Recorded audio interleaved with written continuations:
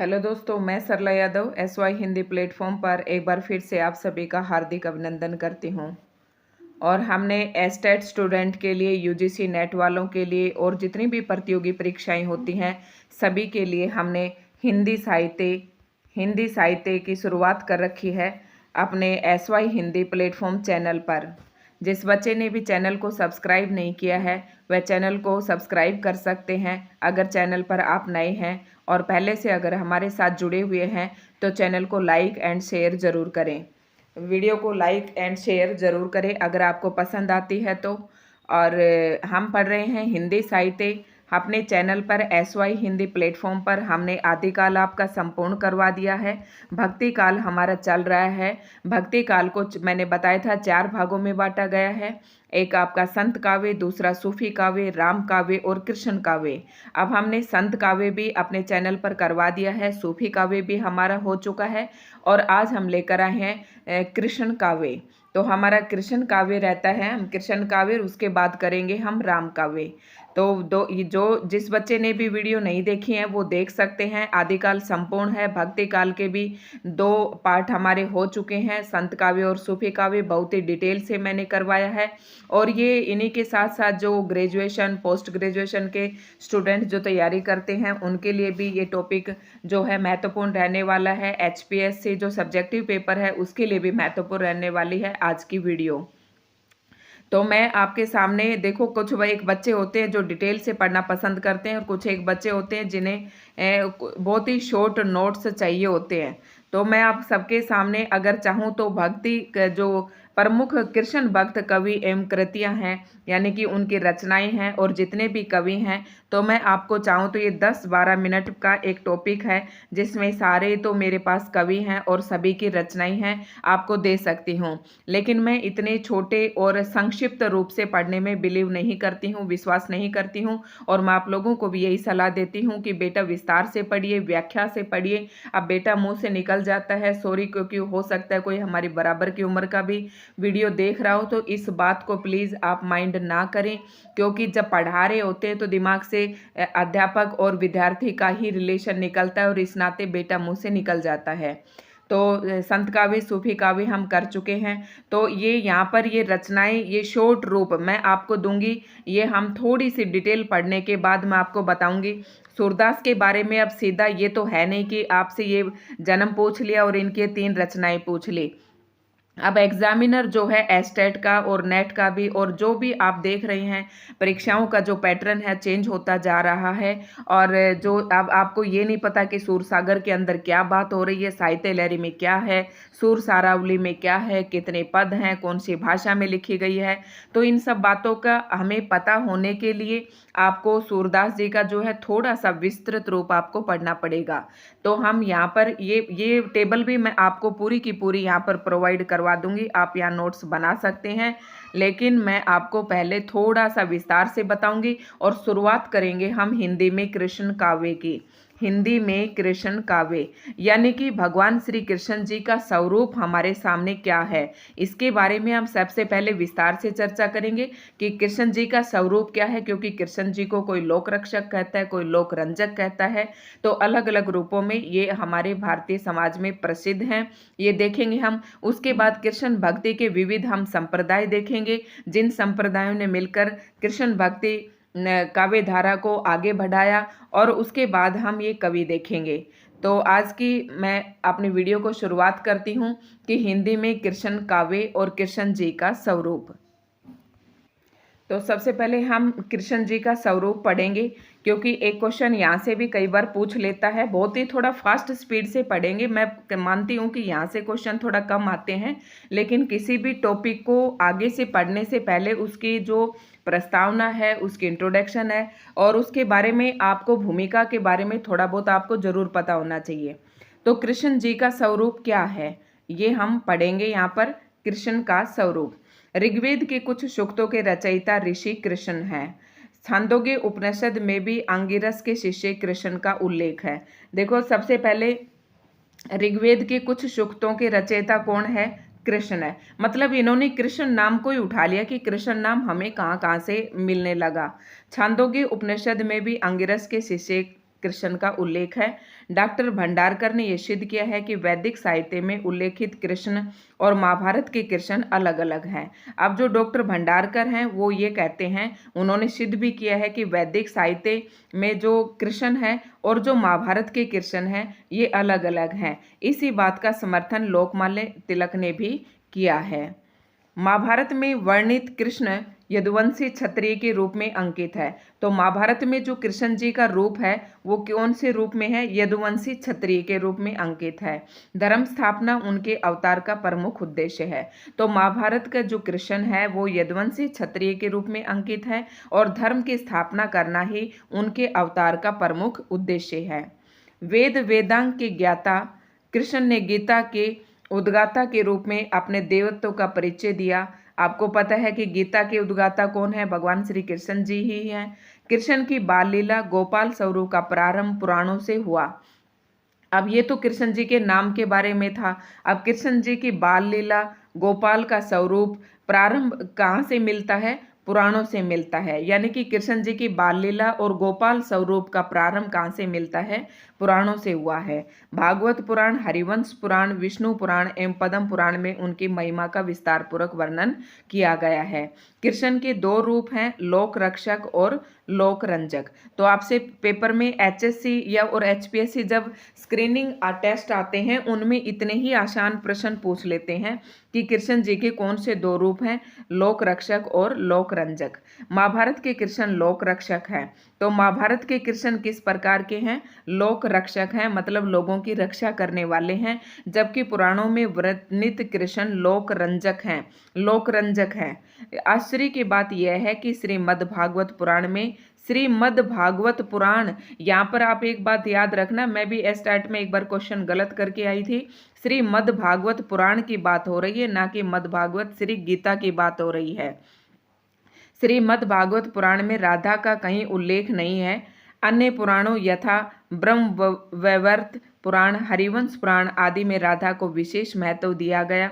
पुराणों में महाभारत के कृष्ण एवं द्वारकाधीश कृष्ण को महत्व न देकर ब्रज बिहारी कृष्ण को और उनकी लीलाओं को विशेष महत्व दिया गया है। देखो, पुराणों में जो हमारा कृष्ण जी है वो लोक रंजक है। पुराणों में कैसे हैं? लोक रंजक है। लोक रंजक मतलब जो प्रेम संबंधी लीलाएं करते हैं। तो ये देखना, कृष्ण एवं द्वारकाधीश कृष्ण को महत्व न देकर ब्रज बिहारी कृष्ण को और उनकी लीलाओं को विशेष महत्व दिया गया है पुराणों में। रास पंचाध्यायी में गोपियों के साथ, रास पंचाध्यायी किसकी है? नंददास जी की है। ने गोपियों के साथ कृष्ण की मोहक लीलाओं का वर्णन तो है, किंतु उसमें राधा का उल्लेख नहीं मिलता। आप देखो, आपसे एस्टेट के किसी एक प्रश्न के 4 ऑप्शन दे देंगे और ये एक ऑप्शन में एक ये बात डाल देंगे और पूछेंगे कौन सी बात सत्य है या कौन सी असत्य है, कि रास पंचाध्यायी में गोपियों के साथ श्री कृष्ण की मोहक लीलाओं का वर्णन है परंतु उसमें राधा का उल्लेख नहीं मिलता।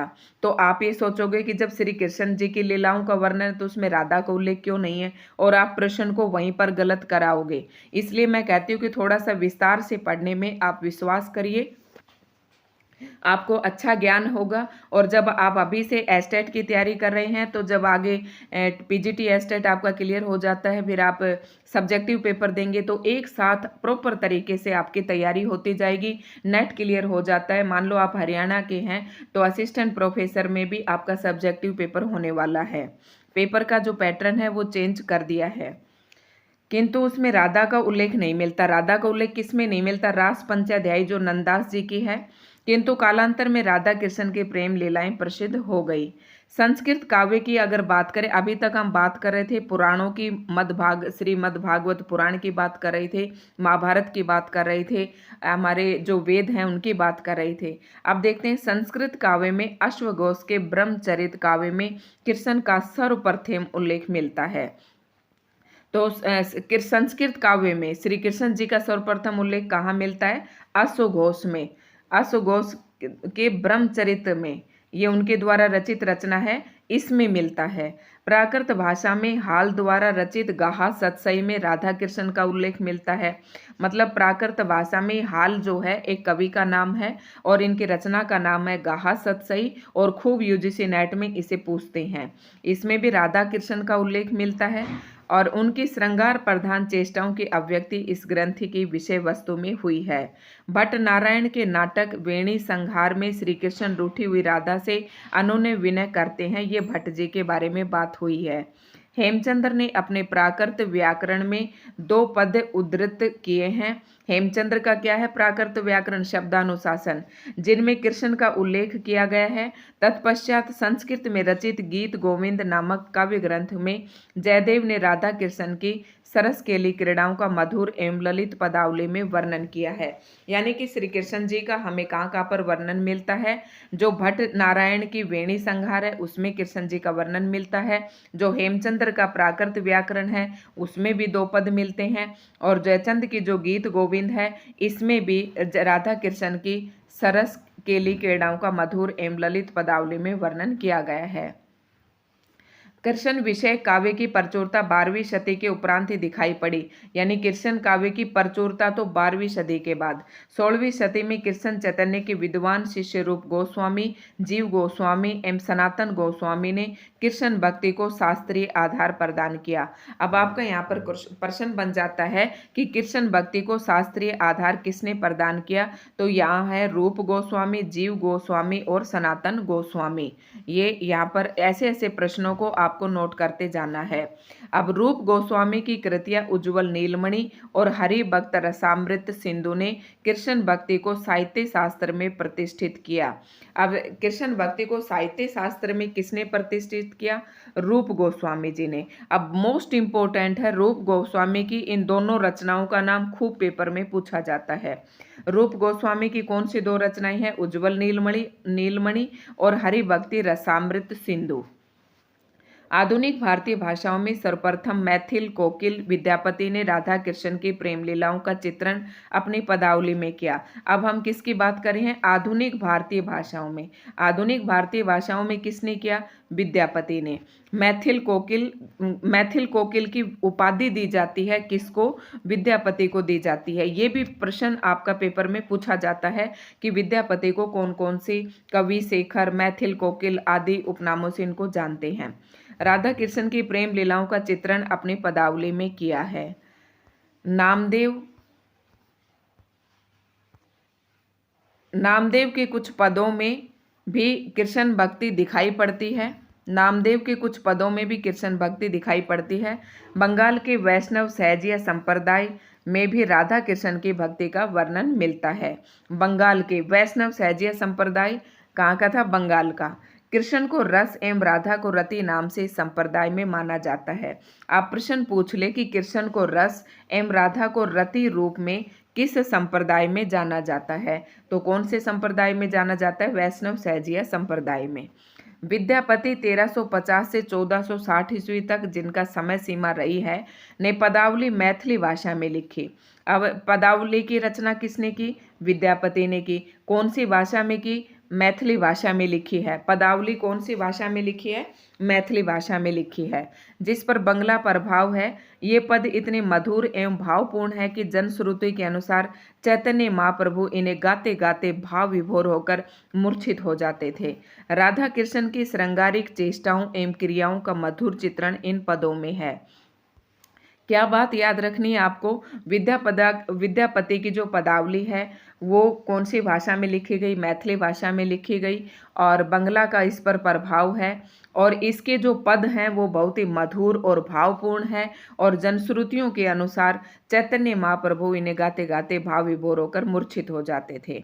इनमें अब इसकी विद्यापति की जो पदावली है इसमें राधा कृष्ण की श्रृंगारिक चेष्टाओं एवं क्रियाओं का मधुर चित्रण इन पदों में है। इसमें ऐन्द्रियक आसक्ति, मानसल सौंदर्य की प्रधानता है। संयोग एवं वियोग के मार्मिक वर्णन पदावली में उपलब्ध है। मतलब ये सब पदावली की बातें बता रखी है इसमें। पदावली में क्या है? राधा कृष्ण का संयोग एवं वियोग का मार्मिक वर्णन है। राधा कृष्ण के श्रृंगारिक चेष्टा एवं क्रियाओं का मधुर चित्रण है। नख सिख वर्णन, सदेश नाता वर्णन व संधि एवं अभिसार के चित्र विद्यापति की पदावली में हैं। अब हम देखेंगे कृष्ण भक्ति के विविध संप्रदाय कौन कौन से हैं। ये तो था कि श्री कृष्ण जी का स्वरूप, कि कौन से पुराण में, कौन से ग्रंथ में कृष्ण जी को किसने क्या माना है। ठीक है। अब हम देखेंगे कृष्ण भक्ति के विविध संप्रदाय कौन हैं, कौन कौन से हैं जिन्होंने कृष्ण भक्ति की धारा को अविरल रूप से आगे बढ़ाया। तो देखते हैं कौन कौन से हैं।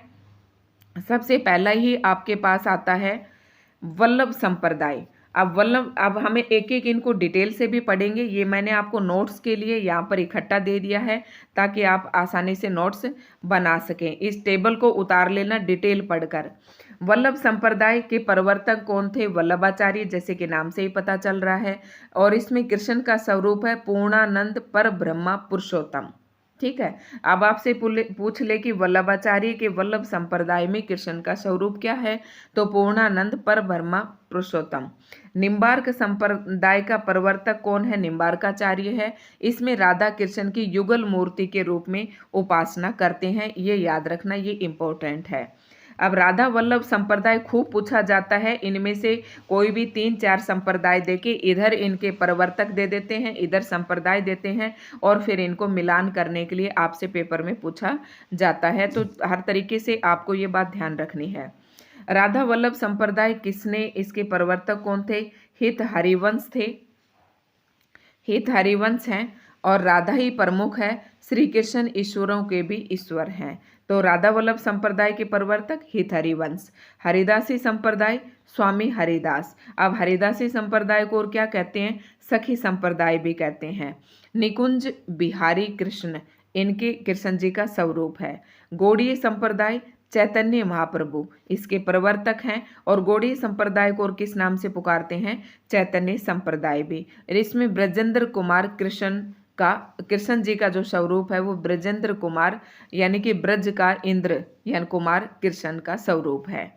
अब हम बारी बारी करके एक एक जो है हमारा संप्रदाय है थोड़ा देखते जाते हैं। आप इन बातों को नोट करते जाइए और अपने नोट्स बनाते जाइए। वल्लभ संप्रदाय क्या है? वल्लभ संप्रदाय के प्रवर्तक आचार्य वल्लभाचार्य का दार्शनिक मत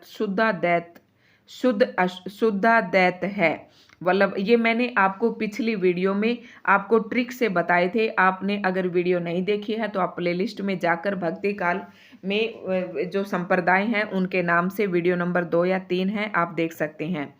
इनके मार्ग को पुष्टि मार्ग कहा जाता है। पुष्टि का अर्थ है पोषण और पोषण का अर्थ है भगवत कृपा या अनुग्रह। यानी कि ये कहते हैं कि जब मनुष्य के ऊपर भगवान की कृपा हो जाती है तो मनुष्य का पोषण हो जाता है।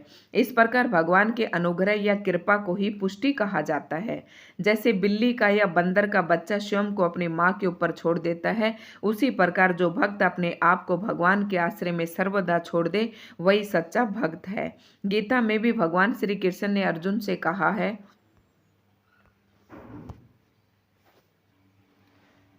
गीता में भी भगवान श्री कृष्ण ने अर्जुन से कहा है, सर्वधर्मान परित्यज्य मामेकम शरणम वज्र। तो ये है कि हमें पूरी तरह से अपने आप को भगवान के प्रति समर्पित कर देना चाहिए, उन्हीं के ऊपर छोड़ देना चाहिए। भक्ति के यद्यपि 3 मार्ग हैं। कौन से 3 मार्ग बताए हैं? किसने बताए हैं? वल्लभाचार्य में। वल्लभ संप्रदाय में वल्लभ संप्रदाय वाले जो है पुष्टि मार्ग को अपनाते हैं, पुष्टि मार्ग को अपनाते हैं। और इन्होंने भक्ति के 3 मार्ग बताए हैं, मर्यादा मार्ग, प्रवाह मार्ग एवं पुष्टि मार्ग। तथापि वल्लभाचार्य जी का बल पुष्टि मार्ग पर ही है। ठीक है, वल्लभाचार्य जी ने पुष्टि मार्ग कहा है। अब पुष्टि मार्ग का आपको पता चल जाएगी कि पुष्टि मार्ग कौन है। पुष्टि मार्ग के जो पथिक है यानी कि पुष्टि मार्ग को जो अपनाने वाले लोग हैं वो किसी लौकिक साधन का आश्रय नहीं लेते। भगवान के अनुग्रह पर ही विशेष बल देने वाला ये मार्ग ही भक्ति का श्रेष्ठ मार्ग है। वल्लभाचार्य ने भक्तों के 4 भेद बताए हैं। वल्लभाचार्य ने भक्तों के कितने भेद बताए? 4 बताए हैं। परवा पुष्ट भक्त, मर्यादा पुष्ट भक्त, पुष्टि पुष्ट भक्त और शुद्ध पुष्ट भक्त।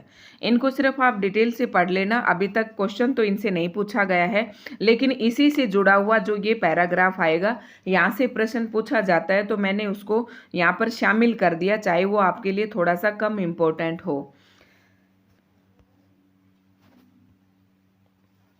पुष्टि मार्गीय भक्ति रागानुगा भक्ति है। तो पुष्टि मार्गीय भक्ति को आप क्या कहेंगे कि ईश्वर के अनुग्रह पर छोड़ देते हैं, और पुष्टि मार्गीय जो भक्ति वो रागानुगा भक्ति है, इससे तुरंत मुक्ति प्राप्त होती है तथा ईश्वर की कृपा से भक्त के प्रारब्ध और संचित कर्मों का शमन हो जाता है। मतलब इनका ये मानना है कि जब ईश्वर की कृपा हो जाती है तो मनुष्य के प्रारब्ध यानी कि मनुष्य ने जो अपने पुनर्जन्म में जो काम कर रखे हैं और यानी कि जो कर्म कर रखे हैं, बुरे कर्म हैं, उन सब का शमन हो जाता है, मतलब वो सब खत्म हो जाते हैं।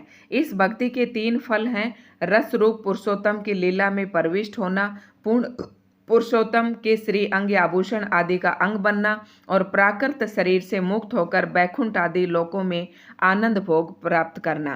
अब यहाँ से आपकी बात जो है, इंपॉर्टेंट क्वेश्चंस जो हैं, चाहे वो यूजीसी नेट हो चाहे एस्टेट हो, यहाँ से आपके प्रश्नों की जड़ी लग जाएगी। अब वल्लभाचार्य जी के नीचे लिखे गए निम्नलिखित ग्रंथ हैं। ये वल्लभाचार्य जी के ग्रंथ है: पूर्व मीमांसा भाष्य, अणुभाष्य, श्रीमद्भागवत सूक्ष्म टीका, तत्वदीप निबंध। बहुत ही मोस्ट इंपॉर्टेंट है चारों के चारों, और ये चारों याद रखना है कि ये किसके हैं, वल्लभाचार्य जी के हैं। पूर्व मीमांसा भाष्य, अणुभाष्य, अब आप याद कैसे रखेंगे, वल्लभाचार्य की भाष्य यानी कि भाष्य, 2 तो इनके भाष्य हैं, एक अणुभाष्य और एक पूर्व मीमांसा भाष्य। एक क्या है, तत्वदीप निबंध और एक श्रीमद्भागवत सूक्ष्म टीका। तो 2-4 बार आप पढ़ेंगे तो आपको रचनाएं याद हो जाएंगी। अणुभाष्य वे पूरा नहीं कर पाए थे, जिसे उनके पुत्र विठलनाथ ने पूर्ण किया। अब प्रश्न ये कई बार पूछ लेते हैं कि वल्लभाचार्य द्वारा रचित ग्रंथ किसने पूरा किया, अणुभाष्य को किसने पूरा किया, तो किसने किया, विठलनाथ ने इसे पूर्ण किया। अष्टछाप, अब पढ़ेंगे हम अष्टछाप। यहाँ पर बहुत ही इंपॉर्टेंट आपके प्रश्नों की जो है शुरुआत होने वाली है। अष्टछाप, अष्ट मतलब 8, जिसमें 8 आचार्य आते हैं। ठीक है, अब देखते हैं वो बारी बारी कौन से 8 हैं। वल्लभाचार्य जी के पुष्टि मार्ग को मानने वाले वे 8 कवि। अष्टछाप वाले कवि किसको मानते थे, वल्लभाचार्य जी के पुष्टि मार्ग को मानते थे, जिन पर वल्लभाचार्य जी के पुत्र गोस्वामी विठलनाथ ने अपने आशीर्वाद की छाप लगाई। अष्टछकाया अष्टछाप के नाम से जाने गए। तो अष्टछाप की स्थापना किसने की, किसने की, विठलनाथ ने की। और कब की, 1565 ईस्वी में की। ये बात आपको याद रखनी है। अष्टछाप की स्थापना विठलनाथ ने की, और वल्लभाचार्य, विठलनाथ, और फिर कौन आ जाएगा, गोकुलनाथ आ जाएगा। ठीक है, ये मैंने क्रम से आपको पिछली वीडियो में सारा बता रखा है। इन 8 कृष्ण भक्त कवियों में 4 वल्लभाचार्य के शिष्य थे और शेष 4 गोसाई विठलनाथ के, यानी कि, और फिर पहला वल्लभाचार्य आ जाता है, फिर वल्लभाचार्य जी के बाद उनका पुत्र विठलनाथ, और विठलनाथ के बाद आ जाता है गोकुलनाथ। तो ये आपको कंफ्यूज नहीं होना है, बार बार ये नाम आपके सामने यहाँ आते रहेंगे। वल्लभाचार्य के 4 शिष्य, यानी कि जो 8 अष्टछाप है उसमें कितने कवि हैं, 8 कवि हैं। तो 4 किसके हैं, वल्लभाचार्य जी के हैं, और 4 किसके हैं, विठलनाथ के शिष्य थे इनमें से। अब ये देखेंगे कि 4 वल्लभाचार्य के 4 शिष्य कौन कौन से हैं। वल्लभाचार्य के 4 शिष्यों के नाम है कुम्मनदास, सूरदास, परमानंद दास, कृष्णदास। और गोस्वामी विठलनाथ के 4 शिष्यों के नाम कौन से हैं, गोविंद स्वामी, नंददास, छीत स्वामी और चतुर्भुज दास। तो सूरदास जन्म के हिसाब से पहले ये कुम्मनदास आते हैं, ठीक है, और सूरदास, कुम्मनदास, परमानंदास, कृष्णदास, इन चारों को आप क्रम से लगा के उसके बाद फिर गोविंद, नंद गोविंद, नंद पहले आएगा, फिर गोविंद आएगा, फिर छीत स्वामी, फिर चतुर्भुज दास। तो ये 8 मैंने आपको सीक्वेंस में भी बता दिए हैं। ये 8 जो हैं, ये 8 भक्त श्री कृष्ण श्रीनाथ जी की नित्य लीला में अंतरंग सखाओं के रूप में सदैव उनके साथ रहते थे। इसी मान्यता के कारण इन्हें अष्ट सखा कहा जाता है। ये 8 एक साथ रहते थे, इसलिए इन्हें अष्ट सखा कहा जाते थे, जिसमें 4 वल्लभाचार्य के थे और 4 विठलनाथ के थे। जब गोवर्धन में श्रीनाथ जी की प्रतिष्ठा हो गई, तब ये 8 सखा वहाँ सेवा के लिए चले गए। वल्लभ संप्रदाय के अष्टयाम सेवा विधि इस प्रकार हैं, यानी कि वल्लभ जो संप्रदाय है उसमें अष्टयाम सेवा विधि इस प्रकार है। 8 याम जो ये सेवा करते हैं वो इस प्रकार से मंगलाचरण, श्रृंगार करते हैं, ग्वाल, राजयोग, उत्थापन, भोग, संध्या आरती और शयन, ये इनके सेवा विधि के अष्टयाम हैं, 8 प्रकार हैं। ठीक है, अब यहाँ पर ये आ गया आपके सामने, आप नोट्स बना सकते हैं। अष्ट छाप की स्थापना सन 1565 ईस्वी में गोस्वामी विठलनाथ द्वारा की गई। कृष्ण भक्त कवियों की चर्चा इन ग्रंथों में है, उनके नाम है। अब कृष्ण भक्त कवियों की चर्चा किन किन ग्रंथों में है? 84 वैष्णव की वार्ता मोस्ट इंपोर्टेंट रचना है, कई बार पेपर में पूछा जाता है। 252 वैष्णव की वार्ता, और ये दोनों ही रचनाएं किसने लिखी है? गोकुलनाथ ने लिखी हैं। विठलनाथ के जो बेटे गोकुलनाथ थे उन्होंने लिखी है 84 वैष्णव की वार्ता और 252 वैष्णव की वार्ता, यानी कि 84 वैष्णव की वार्ता में वल्लभाचार्य जी के शिष्यों का वर्णन है और 252 में विठलनाथ के शिष्यों का वर्णन किया गया है। भक्तमाल की रचना किसने की? नाभा दास ने की, मोस्ट इंपोर्टेंट रचना है, पेपर में हमेशा पूछी जाती है। भाव प्रकाश हरिराय और वल्लभ दिग्विजय ने लिखी यदुनाथ। तो ये कुछ ग्रंथ थे जहाँ पर भगवान श्री कृष्ण भक्त कवियों की चर्चा की गई है। निम्बार्क संप्रदाय, दूसरा हमारा संप्रदाय आता है निम्बार्क संप्रदाय, और अभी तक हमने पढ़ा था वल्लभ संप्रदाय, और वल्लभ संप्रदाय के अंतर्गत हमने पढ़ा 4 शिष्य वल्लभाचार्य के और 4 शिष्य विठलनाथ के, और हमने पढ़ा अष्ट जो सखा थे उन अष्ट छाप की जो स्थापना है 1565 ईस्वी में विठलनाथ ने की। 252 और 284 वैष्णव की वार्ता किसने लिखी? गोकुलनाथ ने लिखी। भक्तमाल की रचना किसने की? नाभा दास ने की। उसके बाद आता है हमारा निम्बार्क संप्रदाय। इसके प्रवर्तक निम्बार्काचार्य का समय 1162 ईस्वी माना गया। इनका नाम नियमानंद था। इनका जन्म दक्षिण में हुआ था और इनकी कर्म भूमि ब्रजमंडल था। इनके 4 शिष्य थे जिनमें प्रमुख थे श्रीनिवासाचार्य, जिन्होंने वेदांत कौस्तुभ नामक ग्रंथ लिखा। इनके अन्य शिष्यों के नाम हैं औदुम्बराचार्य, गौरमुखाचार्य, लक्ष्मण भट्ट। निम्बार्क संप्रदाय में निम्बार्काचार्य को सुदर्शन चक्र का अवतार माना जाता है। यानी कि आपसे पूछ ले कि निम्बार्क संप्रदाय में निम्बार्काचार्य को किसका अवतार माना जाता है? सुदर्शन चक्र का अवतार माना जाता है। निम्बार्काचार्य के ग्रंथ है। अब इनको आप ऐसे ही मत छोड़ देना, ये जो शिष्य हैं कई बार यूजीसी नेट में पूछ लेते हैं। निम्बार्काचार्य के ग्रंथ हैं वेदांत अभी हमने वल्लभाचार्य जी के पढ़े थे, 4 जो पढ़े थे अणुभाष्य, तत्वदीप निबंध और ये मीमांसा वाला, तो 4 जो हमने पढ़े थे। अब हम पढ़ रहे निम्बार्काचार्य जी के ग्रंथ, जिसमें है वेदांत पारिजात सौरभ, दशश्लोकी, श्री कृष्ण स्तवराज, मंत्र रहस्य और प्रपन्न कल्पवल्ली, ये सारे किसके हैं? ये सारे जो ग्रंथ है ये निम्बार्काचार्य जी के ग्रंथ है। अब 10 श्लोकी में निम्बार्क ने ईश्वर जीव प्रकृति का विवेचन किया है, जबकि वेदांत परिजात में सौरभ में दैतवादी विचारधारा का दार्शनिक विवेचन है। अब आपसे उन रचनाओं के बारे में भी थोड़ा थोड़ा पता होना चाहिए। वे जीव को पर ब्रह्मा का अंश मानते हैं। जीव की पुष्टि सीमित एवं बद्ध है। भक्ति द्वारा जीव ब्रह्मा को प्राप्त कर सकता है। ईश्वर सैगुण अवतारी श्री कृष्ण के रूप में स्वीकार किया गया है तथा प्रेम लक्षणा अनुरागात्मिक पराभक्ति को साधना मार्ग में श्रेष्ठ स्वीकार किया गया है। निम्बार्क के सिद्धांत को दैतवाद कहते हैं। अब निम्बार्क के सिद्धांत को क्या कहते हैं ये इंपॉर्टेंट है, दैतवाद। ये आपको अगर यहाँ भी याद नहीं होते, मैंने पीछे वाली वीडियो में बहुत ही अच्छे से बता रखे हैं। इस सिद्धांत में राधा का सवकिया रूप स्वीकार किया गया है, यानी कि सवकिया। निम्बार्क संप्रदाय में राधा का कौन सा रूप स्वीकार किया गया है? सवकिया रूप। भक्ति के 5 रूपों में दाम्पत्य भक्ति को सर्वश्रेष्ठ माना है, यानी कि निम्बार्क संप्रदाय में सबसे श्रेष्ठ भक्ति कौन सी मानी गई है? दाम्पत्य भक्ति, यानी कि पति पत्नी वाली, उसको दाम्पत्य बोलते हैं। राजस्थान के सलेमा बाग में निम्बार्क संप्रदाय की सबसे बड़ी गद्दी है।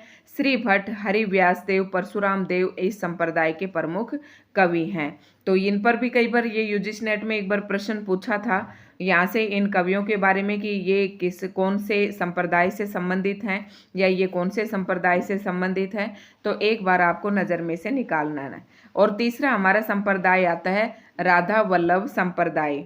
अब देखते हैं, हमने वल्लभाचार्य पढ़ लिया, निम्बार्काचार्य पढ़ लिया, और तीसरा है हमारा राधा वल्लभ संप्रदाय। इस संप्रदाय का प्रवर्तन स्वामी हित हरिवंश गोस्वामी ने 1534 ईस्वी में वृंदावन में किया। तो राधा वल्लभ संप्रदाय का प्रवर्तक कौन है? स्वामी हित हरिवंश। हित हरि, हरि किसको कहते हैं? भगवान विष्णु को, तो आप याद रखना इसे। इसमें प्रेम को ही भक्ति का मूल माना गया है। प्रेम को ही परात्पर तत्व मानकर उसे रस रूप कृष्ण से अभिन्न माना है। इसमें मुक्ति की कामना नहीं है। ये देखो, इसमें मुक्ति की कामना नहीं है। राधा और कृष्ण नित्य विहारी हैं। राधा और कृष्ण क्या हैं? नित्य विहारी हैं। श्री जीवात्मा सखी भाव से उनका विहार दर्शन कर परम सुख को प्राप्त करती है। यानी कि राधा और कृष्ण विहारी हैं, यानी कि बिहारी हैं, और जीवात्मा सखी भाव, बिहारी मतलब ये विहार करते हैं, घूमते हैं, और जो जीवात्मा है सखी भाव से उनका विहार दर्शन कर परम सुख को प्राप्त होती है। इस संप्रदाय में राधा को कृष्ण से भी बड़ा मानकर उसकी उपासना की जाती है। ये पूछा जाता है कि कौन सा संप्रदाय है जिसमें राधा को कृष्ण जी से भी बड़ा माना जाता है, तो कौन सा संप्रदाय है? सखी संप्रदाय।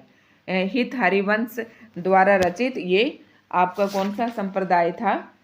राधा वल्लभ संप्रदाय। इसमें क्या है? राधा जी को उनसे भी, भगवान श्री कृष्ण जैसे भी बड़ा माना जाता है। इस संप्रदाय के मंदिरों में कृष्ण के साथ राधा का विग्रह नहीं होता, मतलब राधा कृष्ण जी से अलग नहीं होती, अपितु वाम पार्श्व में वस्त्र निर्मित एक गद्दी होती है। यानी कि वाम भाग में वस्त्र से निर्मित एक गद्दी होती है।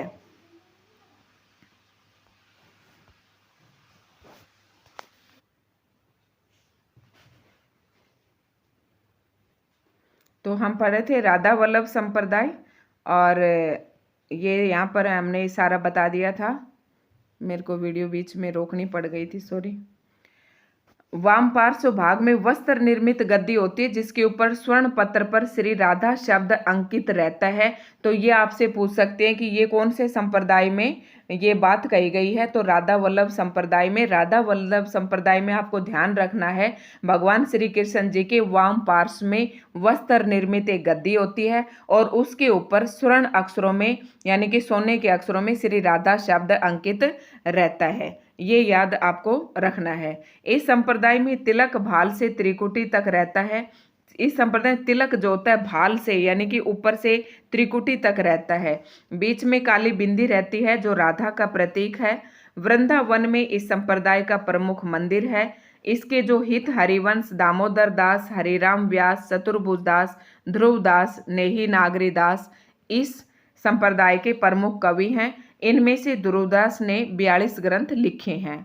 अब अगला संप्रदाय आता है हमारा हरिदासी संप्रदाय। हरिदासी संप्रदाय को मैंने बताया था कि सखी संप्रदाय भी कह देते हैं, इसका कई बार दूसरा नाम भी दे देते हैं। इसे सखी संप्रदाय भी कहा जाता है। इसका प्रवर्तन स्वामी हरिदास ने किया, जो अपने समय के प्रमुख संगीतज्ञ भी थे। इस संप्रदाय के सिद्धांतों का परिचय निजमत सिद्धांत नामक ग्रंथ से मिलता है। अब आपसे पूछ ले कि निजमत सिद्धांत कौन से संप्रदाय से संबंधित है, तो यह है हमारा सखी संप्रदाय से। इसके रचयिता किशोरदास हैं। निजमत सिद्धांत किसकी रचना है? किशोरदास की है।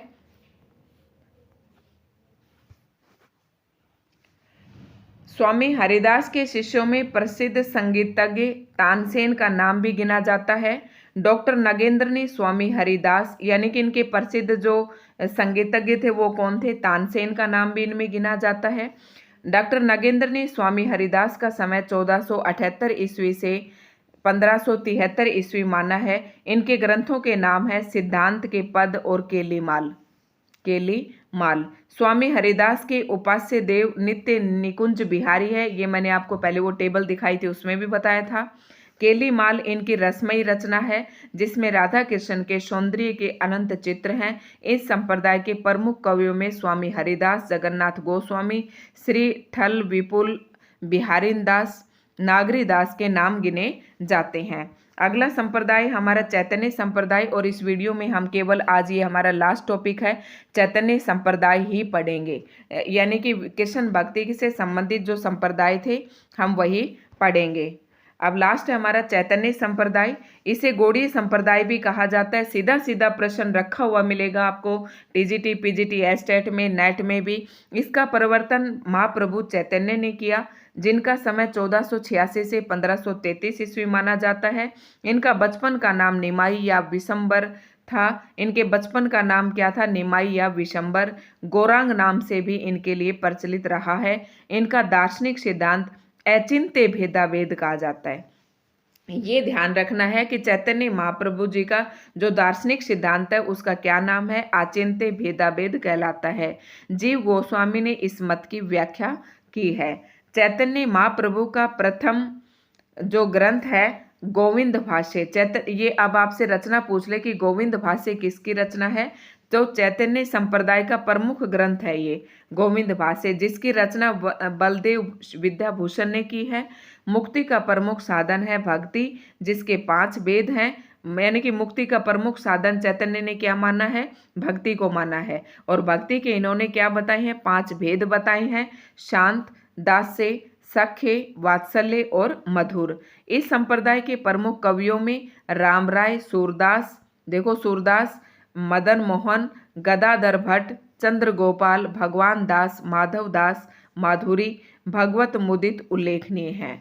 तो आज हम सिर्फ इतना ही पढ़ेंगे और उसके बाद हम पढ़ेंगे कृष्ण भक्ति काव्य की प्रमुख विशेषताएं, या फिर हम जो कृष्ण भक्त अन्य कवि हुए हैं हम उनके बारे में बारी बारी करके पढ़ेंगे। यहाँ से हमारी जो है हमारी नेक्स्ट वीडियो यहाँ से स्टार्ट होगी। कृष्ण भक्त काव्य धारा के प्रमुख कवि हम नेक्स्ट वीडियो में पढ़ेंगे। धन्यवाद दोस्तों। अगर आपको वीडियो पसंद आ रही हो तो चैनल को सब्सक्राइब ज़रूर करें, क्योंकि मैं देखती हूँ डेटा कि 72% लोग ऐसे हैं जो चैनल को देखते हैं लेकिन सब्सक्राइब नहीं किया गया है। ये सारा रिकॉर्ड दिखा देता है। तो प्लीज़ आपसे यही रिक्वेस्ट है कि अगर आपको वीडियो पसंद आती है तो आप चैनल को ज़रूर सब्सक्राइब करें।